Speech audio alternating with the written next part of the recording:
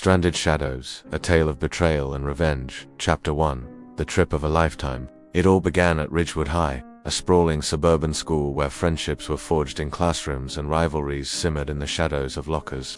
The senior class was electric with excitement for their end-of-year trip, a week-long escape to Isla Perdida, a remote tropical island off Florida's coast, courtesy of a wealthy alumni's donation.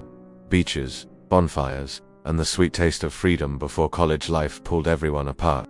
But for some, old wounds festered beneath the surface. At the center of it all was Alex Thompson, a quiet senior with messy brown hair and a knack for fading into the background. He wasn't the hero type, more the guy who'd rather lose himself in a book than join a party. His best friend, Jamie Reyes, was his polar opposite, charismatic, always cracking jokes, and the glue that kept their small group together. "This trip's gonna be epic, Alex." Jamie had grinned on the bus ride to the ferry, slapping his buddy on the back. Alex's circle was tight-knit. Derek Patel, the gadget-obsessed tech whiz who could fix anything with a screwdriver and some code, and Sarah Klein, the empathetic, aspiring psychologist who always seemed to read people's emotions like an open book. They were the underdogs, often on the receiving end of jabs from the school's elite. That elite was the cool kids clique for seniors who strutted through life like they owned it. Tyler Ty Harlan, the star quarterback with a chiseled jaw and an ego to match, led the pack. He was the one who'd start the pranks, like the time he accidentally spilled paint on Alex's art project in freshman year, laughing it off as a joke. Brooke Ellis, the glamorous social media queen, was his right hand, sharp-tongued, and always ready with a cutting remark, like mocking Sarah's thrift store outfits. Mark Vaughn provided the muscle, broad-shouldered and intimidating. He'd shove kids like Deke into lockers just for fun.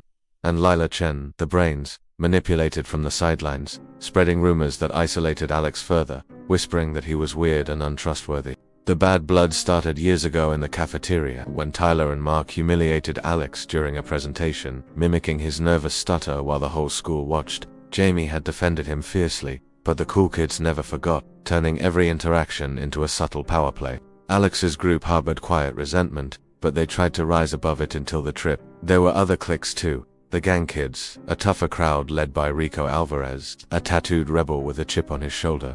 His crew included jocks, a hot-headed fighter, and Mia, Rico's fierce girlfriend who didn't take crap from anyone.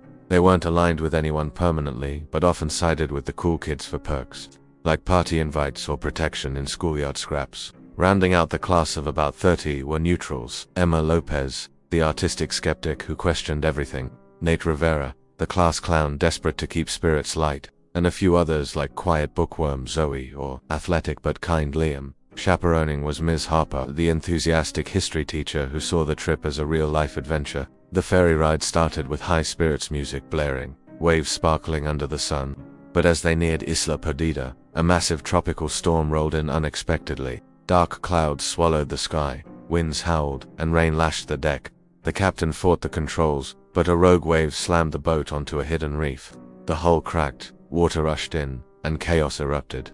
Everyone scrambled to lifeboats, washing ashore on the island's rugged beach amid debris. Isla Perdida was a paradise turned prison, dense jungles teeming with vines and wildlife, hidden coves with crashing waves, steep cliffs, and an abandoned resort at its heart, overgrown bungalows, a crumbling lodge, and a generator that sputtered to life sporadically. No cell service, no working radio, and the staff had evacuated before the storm.